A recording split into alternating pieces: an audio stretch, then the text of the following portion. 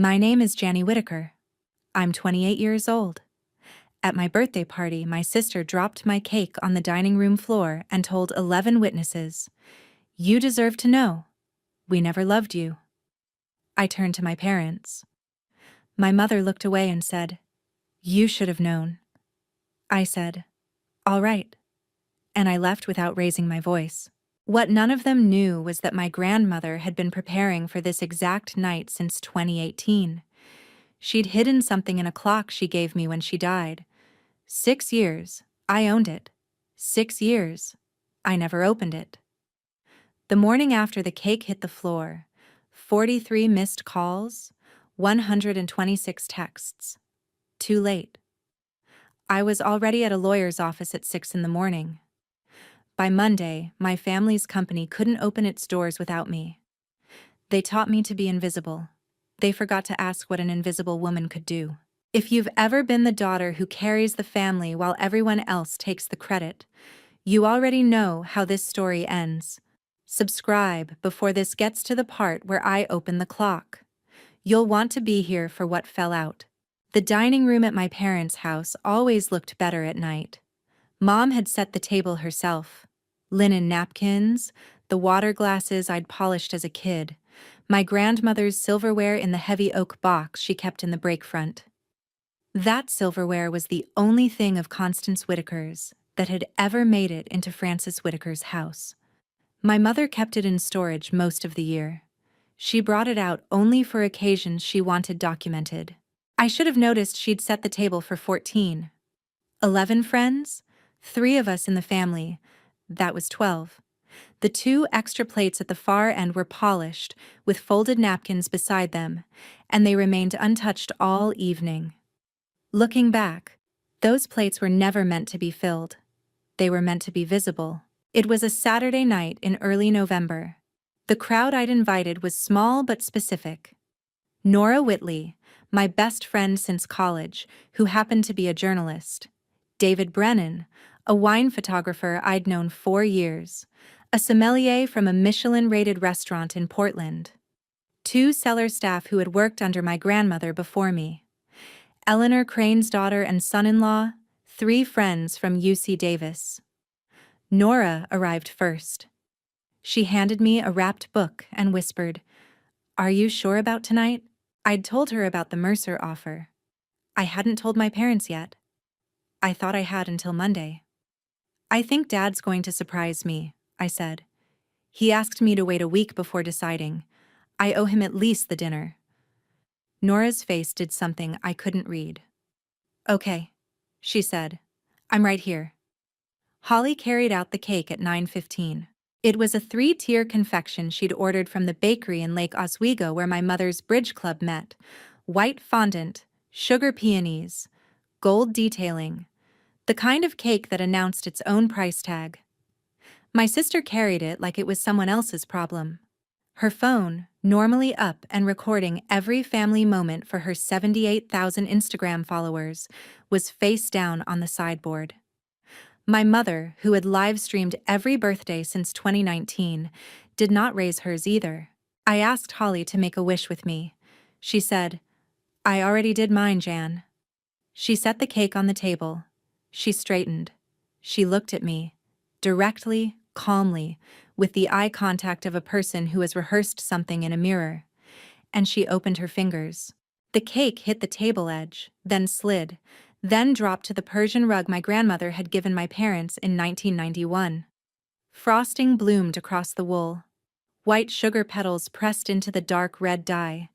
The room made the small involuntary sound of 11 people inhaling at once.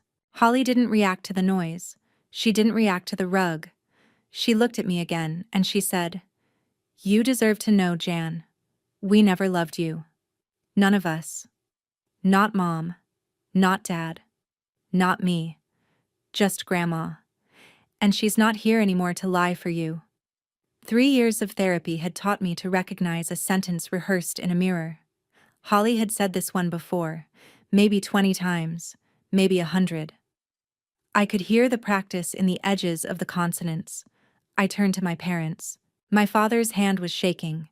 He had set down his wine, and the glass was sweating onto the linen, and his fingers were resting beside it without holding on. His mouth opened. He looked at my mother first. He didn't speak. My mother did not look up. She studied her own folded hands as if they had become unfamiliar to her. When she spoke, her voice was the same cool, measured voice she used to ask the housekeeper to use the good silver. "Janny," she said, "you should have known. We were going to tell you eventually. Holly is just more direct." My father's hand was shaking. My mother's wasn't. That told me everything. I scanned the 11 faces around the table. Nora was already standing, already coming toward me. David Brennan, the photographer, had picked up his phone and was holding it close to his chest, lens tilted just enough toward the table. He wasn't filming for fun. I didn't know what he was filming for. I only knew his hands were not surprised. The sommelier had set down her glass with a small, definite click. The Cranes, Eleanor's daughter Margaret and her husband David, were standing in the back of the room like witnesses at a deposition. 11 people had heard my mother say I should have known I wasn't loved. 11 people had watched my father stay silent. 3 of them were in the wine industry. By Monday, all of them would matter. I set down my napkin. I thanked the people who had come. I walked to the entryway and lifted my coat off the hanger. The cashmere coat my grandmother had given me at 22, the one I'd never been able to leave at her house.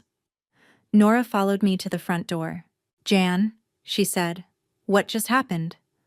"I don't know yet," I said, "but I know they planned it." I drove home with the radio off. The dashboard clock read 9:47. I didn't cry. I didn't call anyone. I didn't post anything. I went home and I stared at my grandmother's grandfather clock, the one she'd given me 6 years ago, the one that had stood in the corner of my living room and chimed every quarter hour I'd lived in that apartment. And for the first time in my life, I wondered if she had been waiting for this night. My grandmother bought her first vines with money she'd saved from teaching high school chemistry for 9 years. 40 acres in the Willamette Valley, paid for in 1962, when banks did not loan to women. She was 29. She told me once, sitting on the back porch with a glass of her own Riesling, "Janny, the dirt doesn't care if you're a woman." That line is in my head every morning I wake up. She kept her first dollar, a check from a small restaurant in Salem that bought a single case of her 73 Pinot Noir, folded in her wallet for the rest of her life. When she died in 2019, no one in the family knew where it went. She'd named the company Whitaker Estate Vineyards and Reserve. By the time she handed it over, it was $32 million in revenue, 3 vineyards across 240 acres, a tasting room that drew 200 guests on a slow weekend, a boutique inn with 8 rooms, a wine club of 4,200 members. The industry knew her name. Wine Spectator had reviewed her 81 Reserve at 89 points. Back when 89 points from Wine Spectator meant something. She did not retire. She worked until the week before her stroke. Her son, my father, Walter Whitaker, became CEO the morning after her funeral. The board voted unanimously. He had her last name. He'd grown up in the cellar. He looked the part. He was 62 now. He'd never run anything in his life. My mother is Frances Whitaker, Vassar class of 1987, Pi Beta Phi, Junior, Miss Oregon, 1985. She married my father in 1990 with the specific ambition of becoming a Whitaker. The way a certain kind of woman in this country marries into a name the way other people marry into a family. My grandmother never accepted her. Not in any open way. Constance Whitaker was not cruel, she was unmistakable. She referred to my mother's interior design choices as interesting in a tone that meant nothing of the kind. The first time my mother offered to redecorate the tasting room, my grandmother said, "Frances, dear, the tasting room sells wine, not cushions." My mother spent 40 years trying to belong in a house she'd married into. She decided early which daughter would help her finish the job. Holly came first. 3 years before me. By the time my sister was 4, my mother had a plan for her. Junior Miss Circuit at 14, ballet at 6, the dance company at 12, Vassar at 18, Pi Beta Phi at 19, an MBA from somewhere appropriate, marriage to a banker by 27. Holly hit every milestone within 6 months of schedule. She was Junior Miss Oregon at 15, top 3. She danced the Sugar Plum Fairy at 12. She got into Vassar Legacy. She married a man named Andrew Pemberton Hayes. Yes, that was his real name. In a wedding at the Brooklyn Botanic Garden that cost $312,000 and required 2 photographers. Holly didn't grow up. She was assembled. By the time I was 8, I understood the shape of the house I lived in. My sister was my mother's masterpiece. I was the leftover clay. I'm telling you this not to make you sad for me. I'm telling you so you understand what my mother decided about me when I was very young, and what I, without being aware of it, decided back. I rejected my mother's path one quiet refusal at a time. At 8, I was supposed to compete for junior princess in the local pageant my mother had pre-registered me for. I told her I wanted to attend a children's pruning workshop at my grandmother's vineyard instead. My mother said no. My grandmother called my mother and said, "Frances, don't make this a fight. You'll lose." I went to the vineyard. I came home with stained fingernails and a cutting from my grandmother's oldest Pinot vine. I planted it in the garden. My mother had it pulled the next week. At 12, I quit ballet on the day of my final recital. I asked my grandmother to teach me to read a soil report. She said yes. My mother stopped speaking to me for a month. My grandmother said, "Frances will get over it. Soil doesn't." At 17, I turned down Vassar. I'd gotten in Legacy. I went to UC Davis instead. Viticulture and Enology, the program my grandmother had once dreamed of attending in the 50s before the program admitted women. My mother told her bridge club I was taking a gap year. I never came home for that gap year. I just kept going to school.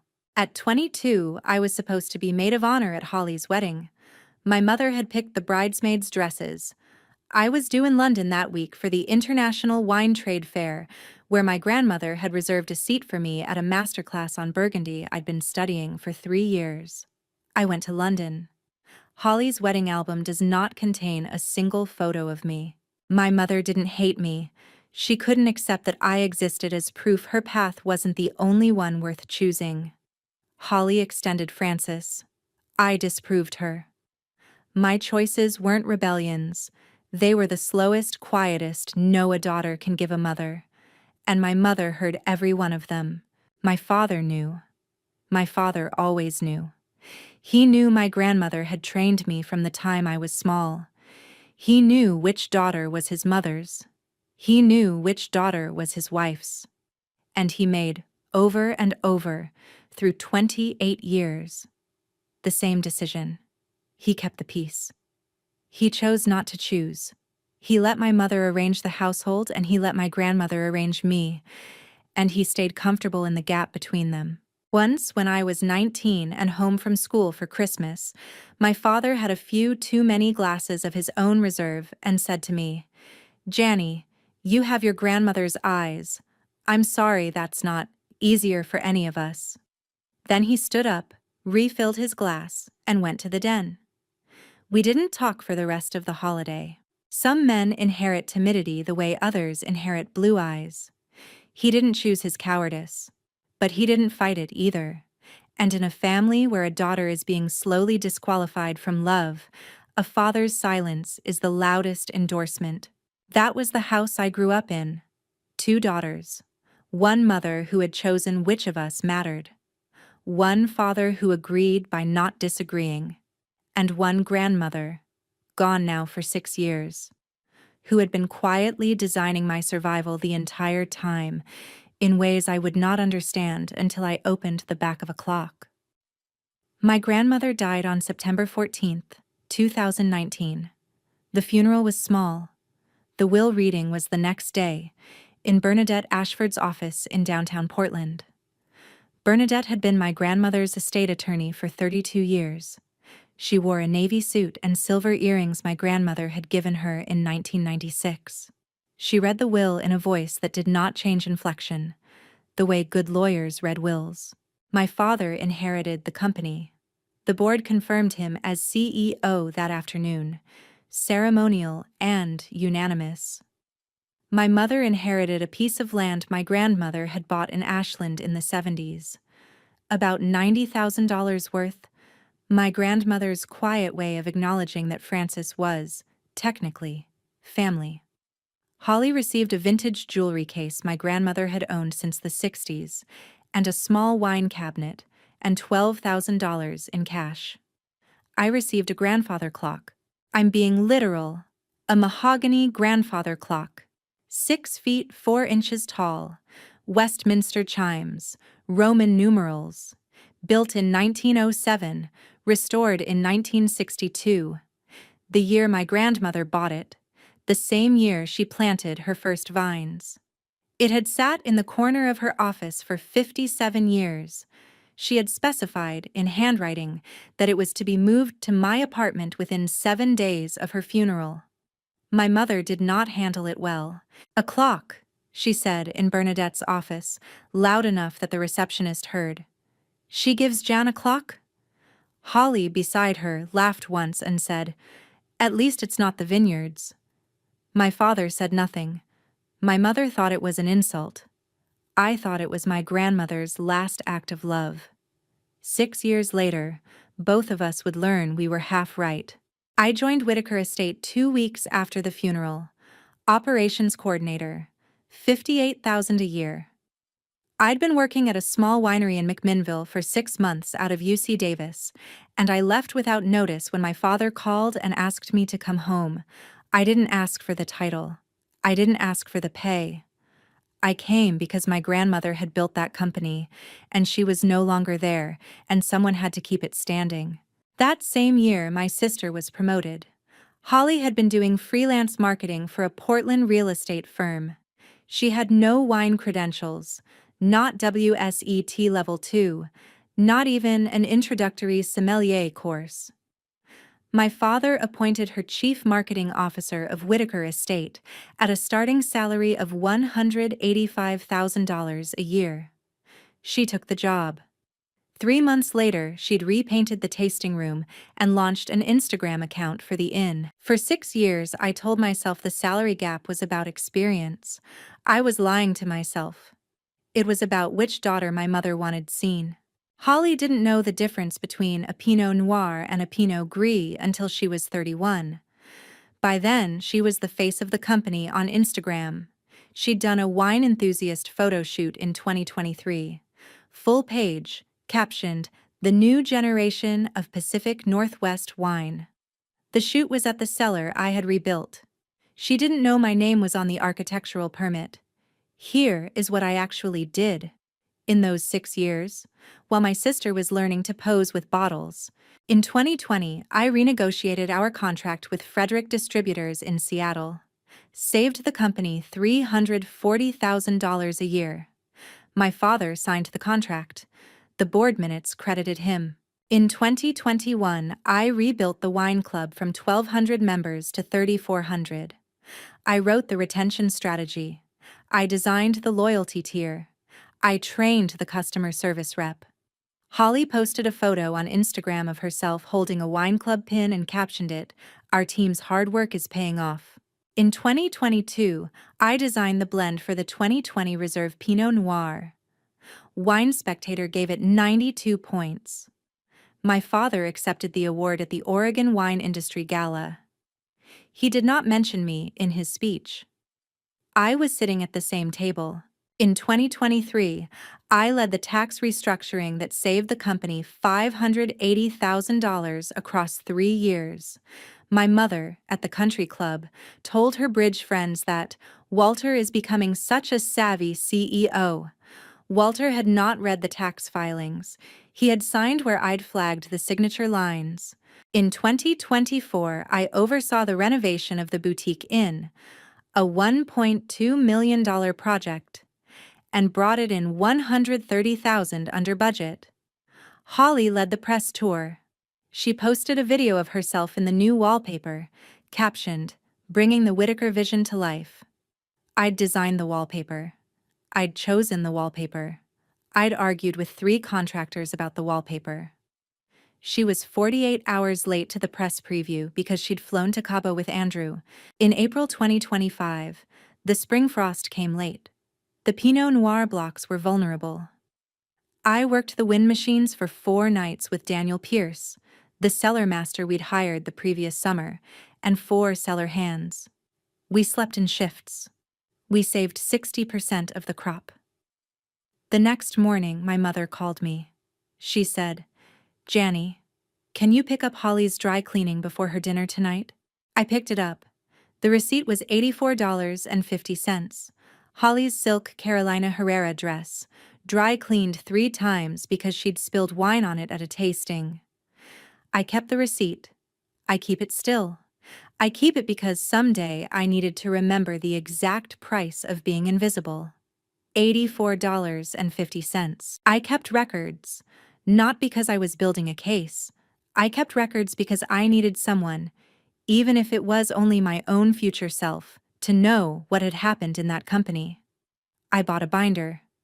I labeled it Operations Improvement Records, 2019 to 2025. By the spring of 2025, it was 380 pages. I wrote on the inside cover in my own hand, for Grandma. What I did not know, what I would not know until November of that year, was that I was not the only person keeping records. Eleanor Crane, my grandmother's cellar master for 38 years, had retired in 2024. She was 78. She had also kept a notebook. She had been keeping it since the morning of my grandmother's funeral. 380 entries in her own handwriting of every operational decision I had made and my father had signed credit for. She had kept it because, 3 days before my grandmother's stroke, my grandmother had asked her to. Bernadette Ashford had a folder labeled Whittaker, Constance, January file. It contained 16 versions of trust documents my grandmother had drafted between 2014 and 2019. The 17th version was the one she had executed 3 weeks before she died. Nora Whitley had been taking notes since 2021. She told me later, "Jan, I started writing it down because I knew, eventually, you'd need a witness who hadn't been related to anyone." 3 women had been watching for 6 years. None of them had spoken yet. They had been waiting for me to ask. I just hadn't known to ask. In September 2025, a woman named Catherine Morrow at Pacific Business Quarterly called me. She was a senior business reporter. She told me she'd been pitching a profile on Whittaker Estate to her editor for 4 months, and the editor had finally said yes. She asked if I would talk to her. I said yes. I did not tell my father. I did not tell my mother. I did not tell Holly. The article ran in the September issue. 8 pages. Cover line: The Quiet Vintage, How Jan Whittaker Saved a Heritage Winery Without a Single Press Release. Catherine had interviewed 4 distributors, 2 master sommeliers, 3 former cellar staff, 1 competitor CEO, and Eleanor Crane. The quote that ran on page 2 was from a master sommelier named Carla Bianchi at a 3 Michelin star restaurant in Manhattan. She said, "If Jan Whittaker ever leaves Whittaker Estate, the wines will tell us first. The numbers will tell us second. The press release will be last." I read the article in my apartment, alone, on a Sunday afternoon. I cried for the first time in 3 years. Then I noticed something. My mother had never called to congratulate me. My father had not called either. Holly had not posted about it on Instagram, the way she posted about every other piece of press the family received. That silence told me what was coming. I just didn't know in what shape. 2 days after the article ran, my mother burned her copy of the magazine in the fireplace at the country club. I would learn this later. Patricia, the friend who had asked her, "Frances, Your daughter's all over Pacific Business. How proud you must be, told my father, who told Bernadette, who told me. My mother had smiled, gone home, and burned the magazine in front of my father. That night, my mother said to him, Walter, I want her gone before this gets worse. My father said, Francis, she's our daughter. My mother said, she's becoming her grandmother. My mother's worst fear was never that I'd leave. It was that I'd succeed in a way she couldn't take credit for. In October, Wine Enthusiast published its regional feature, Notable Voices in Pacific Northwest Wine 2025. I was on the list. Holly was not. Holly had pitched herself to the magazine 4 months earlier. The editor had passed. I learned later that my sister had texted my mother an hour after the issue posted online. Did you see we? They picked Jan over me. After everything Brand has done for that company. After everything I have done. My mother's reply was, Holly, sweetheart, we're going to fix this. I did not see those texts in October. They would surface later. But that text, the certainty in we're going to fix this, that was the moment my mother decided what would happen at my birthday. In early November, Maxwell Reeves called. Maxwell Reeves is the CEO of Mercer Wine Group. Mercer is based in Sonoma, 6 estates, $180 million in annual revenue. He had been recruiting me, gently and persistently, for 14 months. He told me later, the day I signed, that he had read the Pacific Business Profile and known I was ready before I did. The offer was Chief Operating Officer, $245,000 a year, 4% equity vesting over 4 years, a signing bonus of $25,000. Mercer would sponsor my Master of Wine program tuition, $14,000 a year, an investment in my career that my own family had refused to make. Office in Sonoma, with dual residency in Sacramento. Start date, January 2nd, 2026. I told my father in his office on a Tuesday. I closed the door.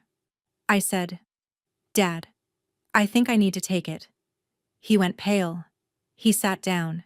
He said, Janny, please, give me a week. Don't tell your mother yet. I said, why? He said, because I can't lose you both, you and Grandma, without trying. I gave him the week. I never should have. He used it to plan something I never saw coming. 2 weeks before my birthday, my father, my mother, and my sister met at our country club bar. They drank 4 glasses of Sancerre between them. My mother put the bar tab on the company card. The receipt, $86, would route through my bookkeeping department 2 weeks later, and I would sign off on it without reading the venue line, because by then I was preparing for my birthday and trying not to think about the offer letter in my apartment safe. The conversation, as Bernadette would later reconstruct from a recording David Brennan didn't know he was making.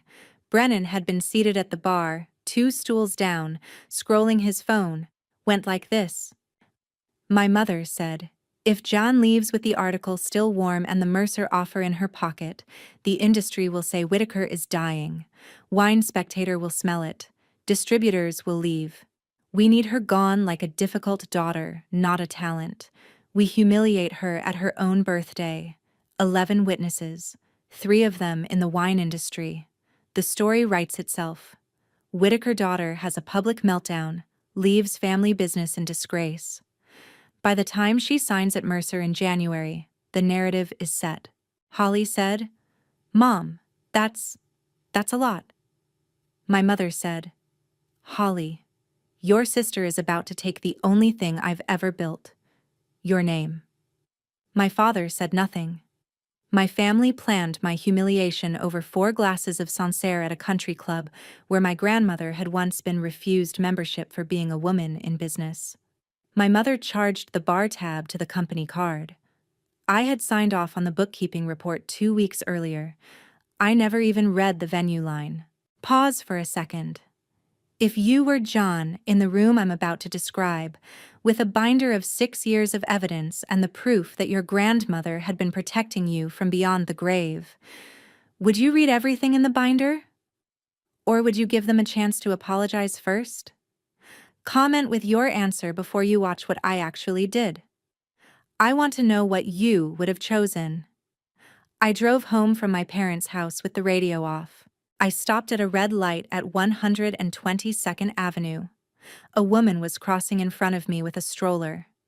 Her toddler was reaching up, fussing for something. A snack, a toy, a hand. She bent down without breaking her stride. She fixed it. She kept walking. The woman did not look up at me. She had no idea I was watching. For the first time in my life, sitting at that red light, I let myself ask a question I had not allowed myself to ask in 28 years. Is that the thing I never had? I didn't know if I was crying. My face wasn't wet. But something inside me was leaking. The dashboard clock read 9:47. I knew that when I got home, my grandmother's clock would chime 10. For 6 years, that clock had marked every hour I'd lived invisible. I didn't know yet that it was about to mark the hour I stopped.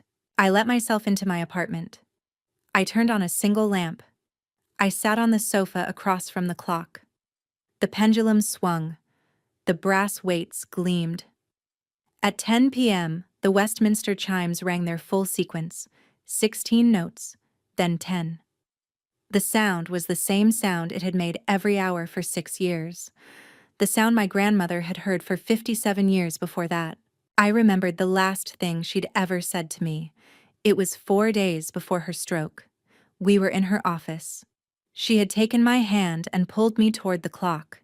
She'd said, "Janny, every hour this clock chimes, that's me telling you, you are enough."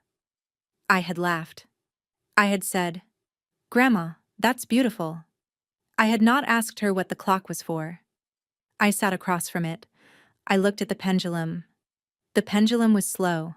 I did not know how I knew. I had lived with that clock for 6 years. I had not once consciously timed the swing, but that night, sitting in the half-dark of my living room, I knew the swing was wrong. Each pass took an extra fraction of a second, maybe a tenth, maybe a hundredth. Pendulums do not slow down on their own. Something was making it heavier. I went to my desk and got the small set of brass screwdrivers I kept for adjusting wine equipment in my apartment. I knelt behind the clock. I opened the back panel. It slid up simple, and I looked inside. Behind the pendulum, mounted to the inside of the cabinet wall, was a small wood panel that did not match the rest of the clock. 4 inches by 6 inches, 4 brass screws holding it in place. The screws were brighter than the brass that held the rest of the mechanism. They had been installed later. Somewhere between 1962 and 2019, my grandmother had hidden a panel inside this clock. I unscrewed it. Inside the compartment, wrapped in pale archival tissue, were 4 objects. I lifted them out one at a time and placed them on my coffee table. The first was a folded letter. 4 pages. The outer fold read, in my grandmother's handwriting, "For Janny, when she needs it." The second was a sealed legal envelope, embossed, Multnomah County Office of the Recorder, stamped, notarized. I could see the corner of a document inside. The third was a manila envelope holding bank documents. The first page beneath my grandmother's hand, Constance Whitaker Educational Trust for January. $620,000. 2-factor authentication enclosed. The fourth was a bottle of wine. Wrapped in tissue, lying on its side, was a bottle of Whitaker Estate Reserve Pinot Noir, vintage 1973, the first vintage my grandmother ever produced. 52 years old. The label was cream yellow with age, the script my grandmother had hand-drawn before she could afford a designer. Across the bottom corner, written in pencil in her own handwriting, in letters I could barely make out, "Drink it the day you know who you are. Not before." I sat on the floor of my apartment for 40 minutes before I touched any of it again. I was not ready. but I was closer than I'd been an hour ago. I picked up the letter. I unfolded it. I read it once, silently. I read it again, out loud, to no one, because I needed to hear my grandmother's words in my own voice. I will not paraphrase what she wrote. I will give it to you the way I read it. Janny of mine, if you're reading this, they've done what I was afraid they'd do. I watched your mother for 28 years. Frances doesn't hate you. She just couldn't accept that you weren't a copy of her, the way Holly is. You proved a different path was possible, and her ego couldn't survive it. Your father is weak. I am sorry I raised a weak son. I tried, I failed. Don't blame him. But don't save him anymore either. Holly is your mother's product. She doesn't have malice. She just has never had to stand on her own. She'll learn, but not from you.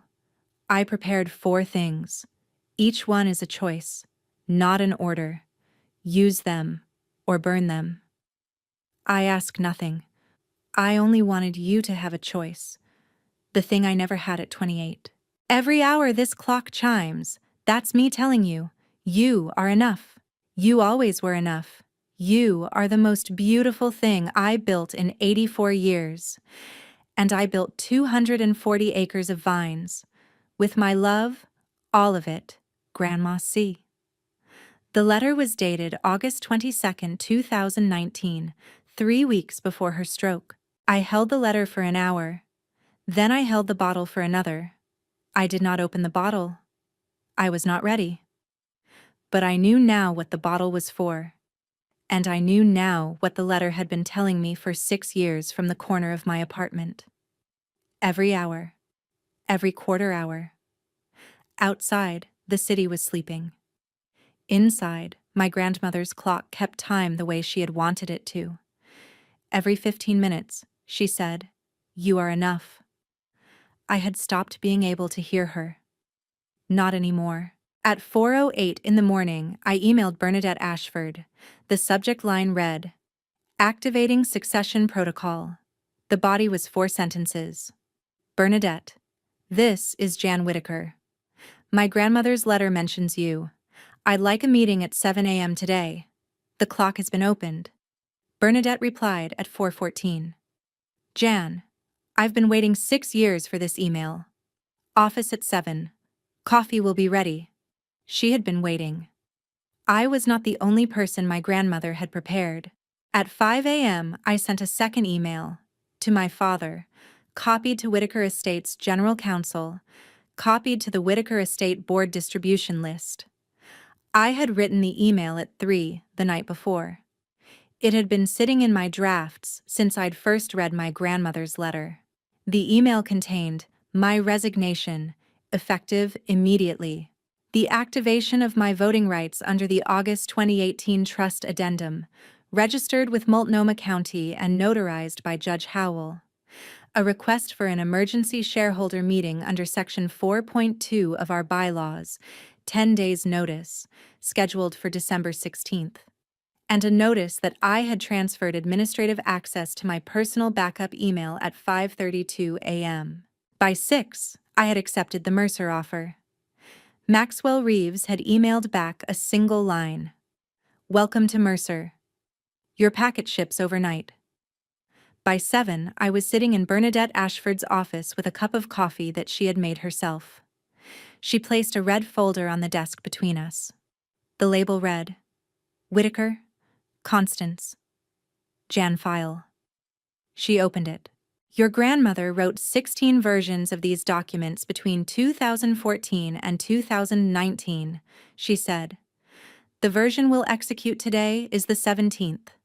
She signed it 3 weeks before she died.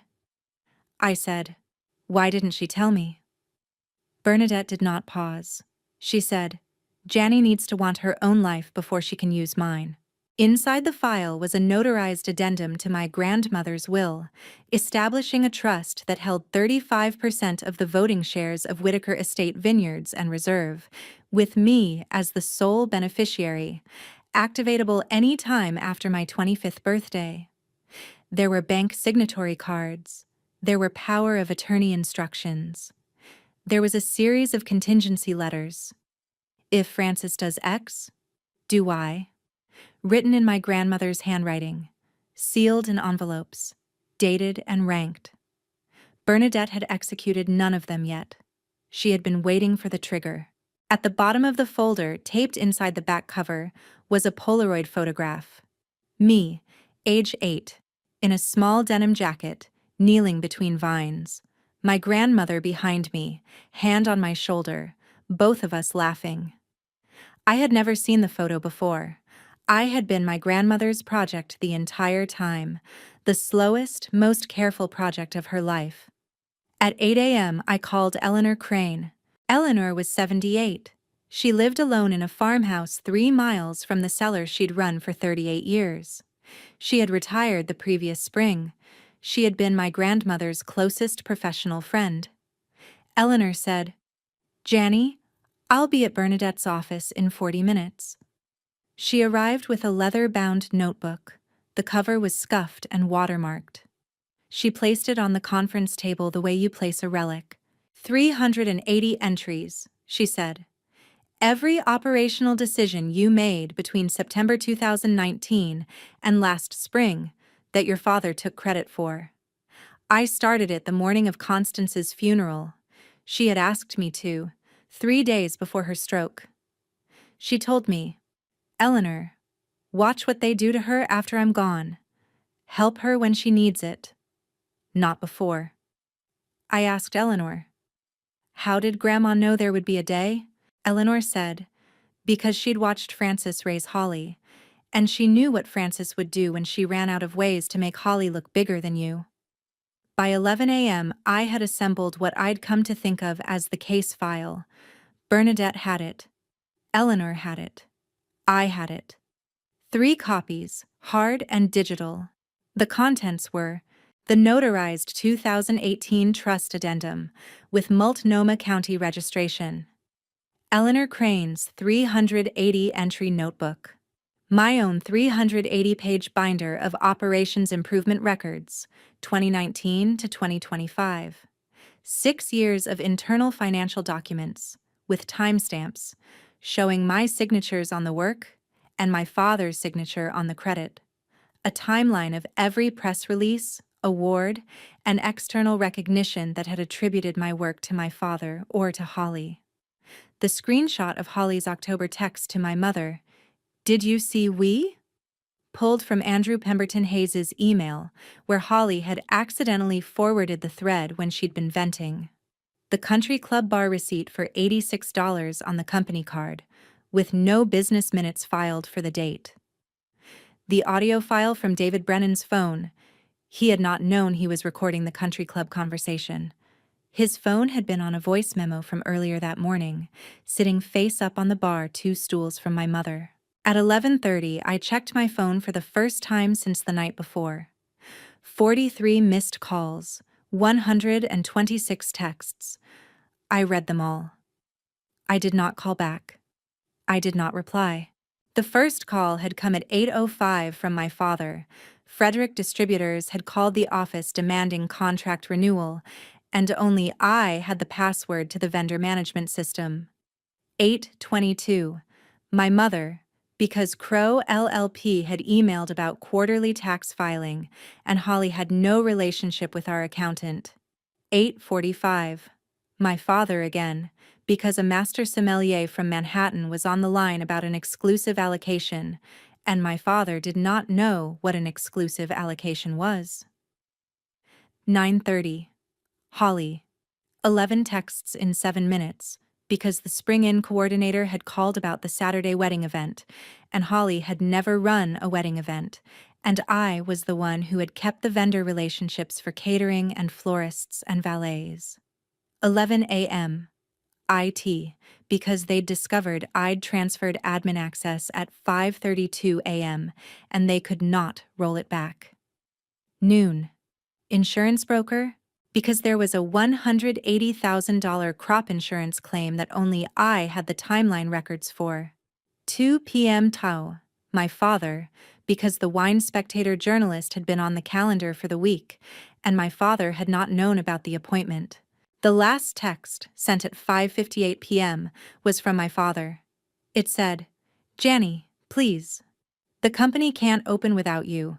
I know I haven't earned the right to ask, but please. Just for the company. Just one call." I had spent 6 years answering every text my family sent within 10 minutes. I had spent 28 years being available. That morning, I learned what too late actually meant. It wasn't a punishment. It was a boundary I should have set in 2019. 6 years late was still better than never. The emergency shareholders meeting was scheduled for 9 a.m. December 16th in the conference room at Whitaker Estates Salem headquarters. 9 people were present. My father, Walter, at the head of the table. My mother, Frances, in the chair to his right. A chair she had pulled from another room because the bylaws did not list her as a shareholder and because she had insisted on being present anyway. Holly, beside my mother.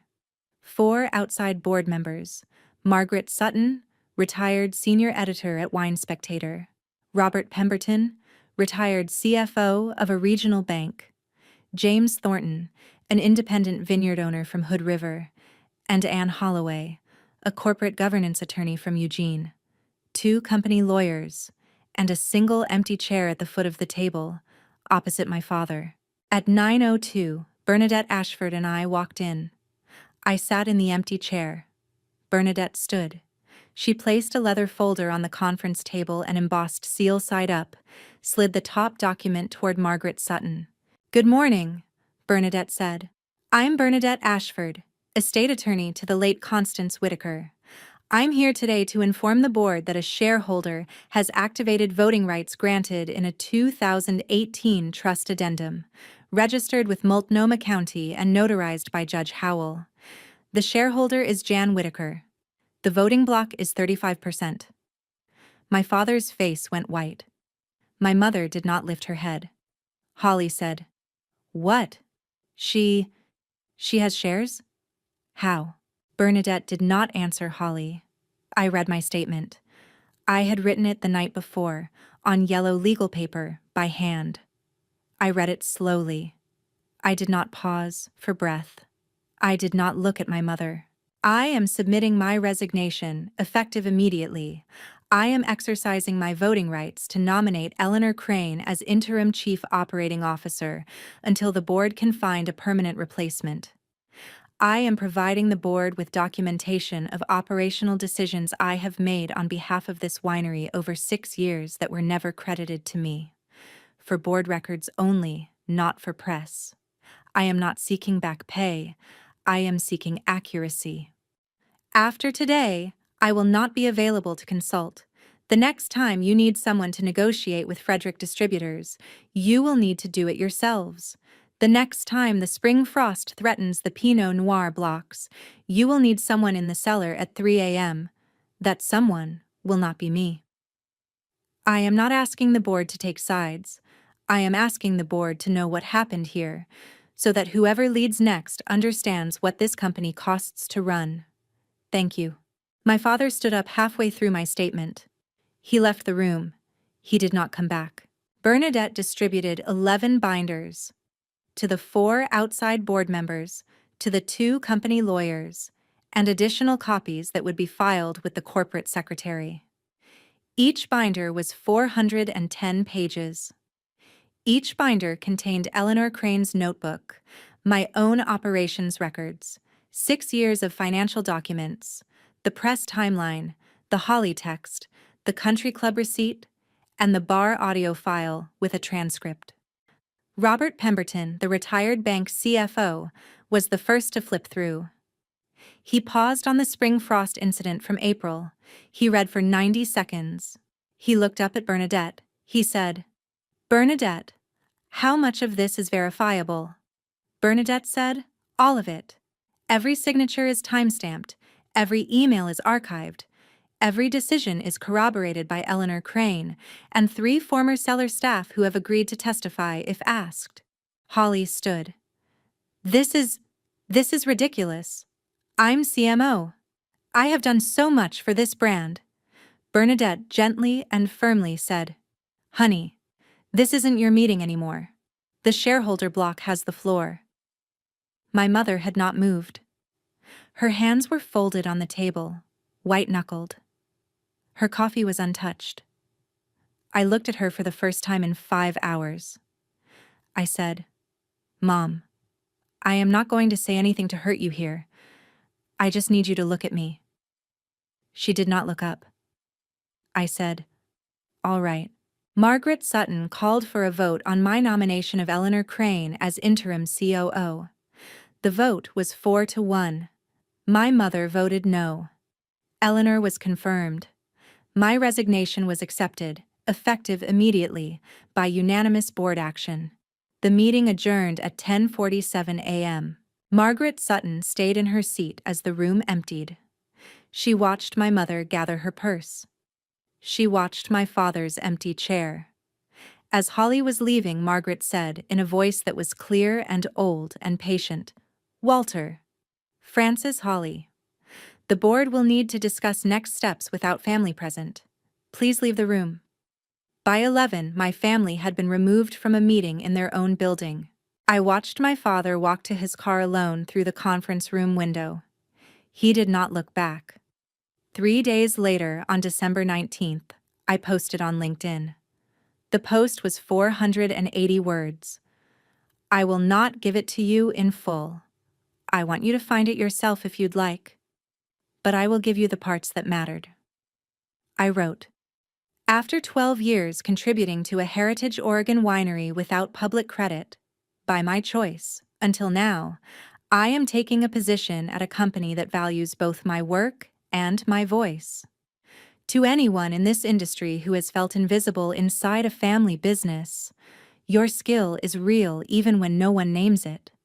Your value is not contingent on being seen by people who chose not to see." My grandmother, Constance Whitaker, planted her first vines in 1962, when very few women did. She built this estate with her hands and trained me with her palate. The greatest tribute I can give her is to do for myself what she did for herself in 1962. Today, I am joining Mercer Wine Group as Chief Operating Officer. The first wine I will pour on my first day will be from a bottle she left me. I attached one photograph. The 1973 Reserve Pinot Noir, unopened, label visible. Within 6 hours, 4 master sommeliers had publicly congratulated me. Within 12, 2 wine journalists had reposted. Within 24, a retired senior editor at Wine Enthusiast had left a comment. Holly's old academic advisor at Vassar had left a comment too. It said, "Proud to have known your grandmother. Welcome to your own legacy, John." By December 22nd, the post had 52,000 reactions and 3,100 reposts. By Christmas, 3 Whitaker estate distributors had quietly emailed Mercer to ask if I was open to lunch. By New Year's, Frederick Distributors had notified my father in writing that they would not be renewing their contract for 2026. Wine Spectator ran a follow-up story called "Whitaker Estate Loses Quiet Vintage to Mercer Wine Group." Pacific Business Quarterly republished the Catherine Morrow profile with a postscript. Wine Enthusiast dedicated 4 pages of its February 2026 issue to my move. An anonymous master sommelier left this comment under my LinkedIn post. "I'd been buying from Whitaker for 11 years. Today, I learned every bottle came through Jan, pouring her name across all 9 of our restaurants this week." I did not write the LinkedIn post for revenge. I wrote it because, for the first time in 12 years, I had the right to put my name next to my own work. The industry didn't believe me. The industry confirmed me. There's a difference. The first one needs proof. The second one doesn't. 3 months after I left, Frederick Distributors canceled their contract. $2.4 million in annual revenue, gone. The wine club shrank from 4,200 members to 2,800 in 90 days. Eleanor Crane, who had agreed to serve as interim COO, resigned after 60 days. Her resignation letter to the board said, Walter is undermining every operational decision I make. I am not here to manage his ego. The company needs leadership. I have given all the leadership I have. On March 14th, 2026, my father had a heart attack. It was a small one. He survived. He was in the hospital for 4 days. On the second morning, my mother called me. I let it go to voicemail. 2 hours later, my father called me himself from his hospital bed on FaceTime. I answered. It was the first time I had spoken to him since the boardroom meeting 4 months earlier. He said, "Janny." I said, "Dad." He said, I'm not asking you to come back. Your mother was wrong. I was worse, because I knew. Grandma told me before she died. She said, Walter, you have one daughter who is yours and one who is hers. If you don't choose, eventually they will, and the one who is yours will leave. I didn't believe her. I'm sorry, Janny. I'm so sorry. I did not say anything for a long time. He did not press. I said, I'll come visit, Dad. Once. No promises. I drove to Portland the next morning. I did not tell my mother or Holly I was coming. I sat in my father's hospital room for 46 minutes. He held my hand for 30 of them. We didn't talk much. When I left, he said, Janny, the bottle? Have you opened it? I said, not yet. He said, you'll know when. That summer, my mother started therapy. Walter told me by email. He told me she was seeing a woman named Dr. Helena Gardner in Portland twice a week. He told me Dr. Gardner had asked my mother in their first session what she had wanted for me when I was born. He told me my mother could not answer. My mother began writing me letters, one every 2 months. I opened them all. I did not reply. The third letter, in October 2026, said, Janny, I went to therapy this week. The therapist asked me what I had wanted for you when you were born. I couldn't answer. Holly, I had wanted 3 pages of things for. You, I had wanted. Nothing specific. I had wanted you to not exist as proof that I had failed at something. I am so sorry. I don't expect a reply. I just wanted you to know. I am beginning to see it. I keep that letter in a small box in my apartment. I don't display it. I haven't burned it. My mother is not going to heal in time to save me. She is healing in time to save herself. That is enough. Her healing is not my project. Holly wrote me 7 letters between November 2025 and March 2027. The first 6 contained the word but. They were apologies in the shape of an apology. I'm sorry, but you have to understand. I was wrong, but Mom said. I shouldn't have, but you had been. The 7th letter, in March 2027, was 4 pages long and contained no but. She wrote, Jan, I've been thinking about the cake.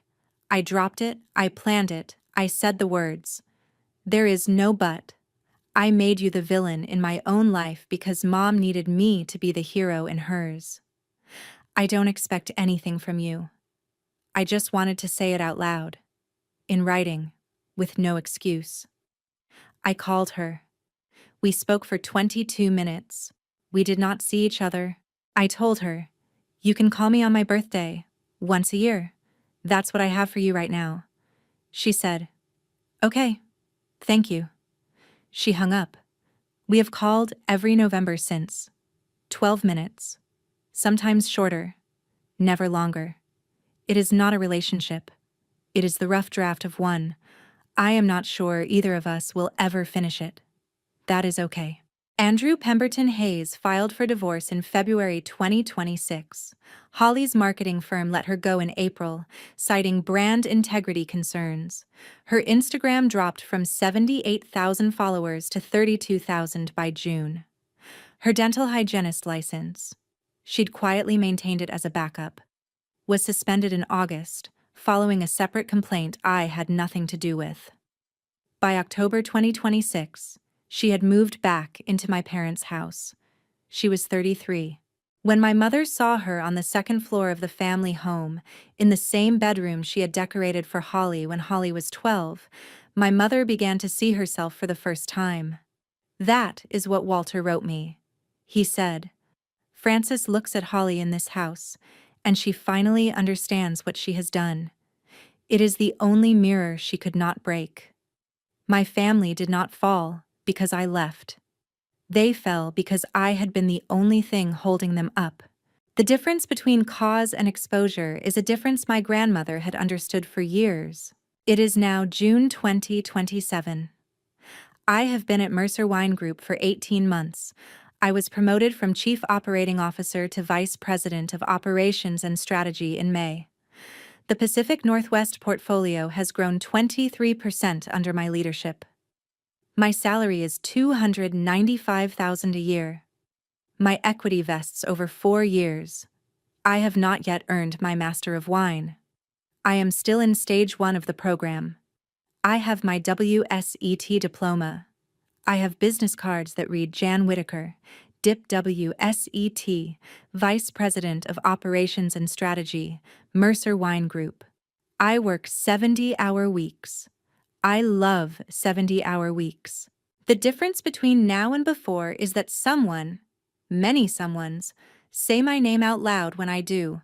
In January 2026, I founded the Constance Whitaker Mentorship Fund. I seeded it with the $620,000 my grandmother had left me, plus $200,000 of my own, plus $580,000 matched by Mercer over 2 years.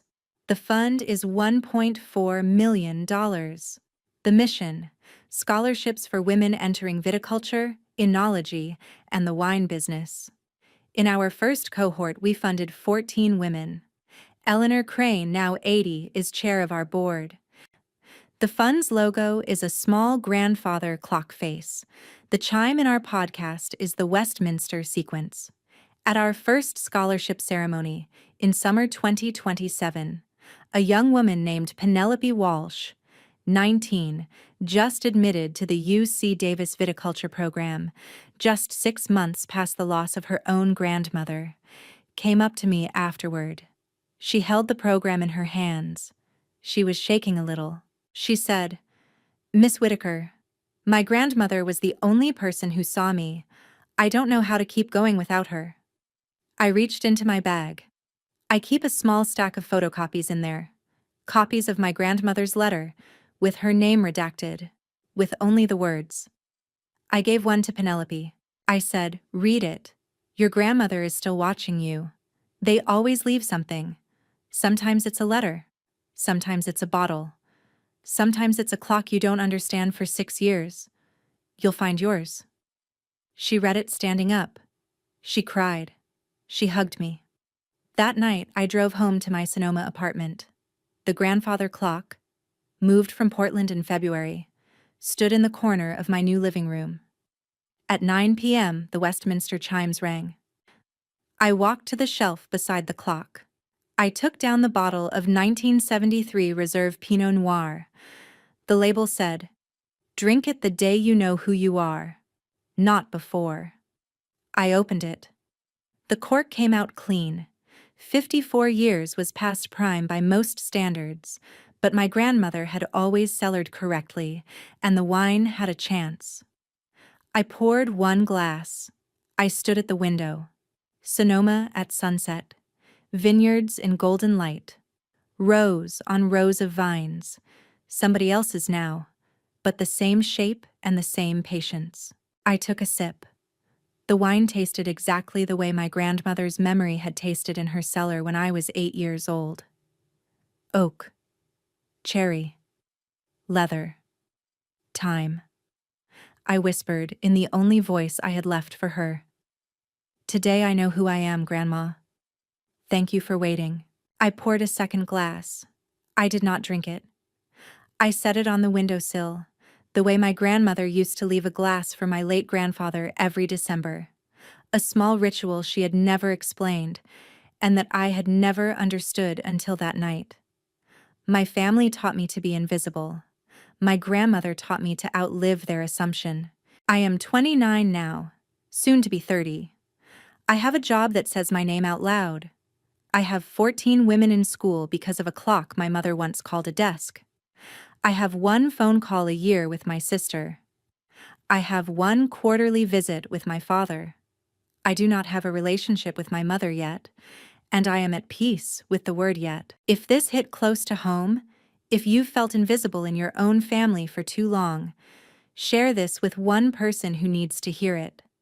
Not someone who hurt you. Someone who has also been the daughter who carried the weight. We don't need our families to apologize before we set ourselves free. We just need to know we're not alone. Comment with one word your grandmother used to say to you.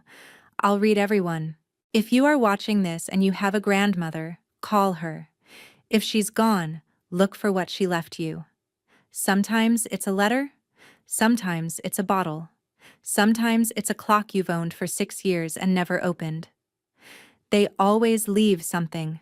The job is yours. Open it.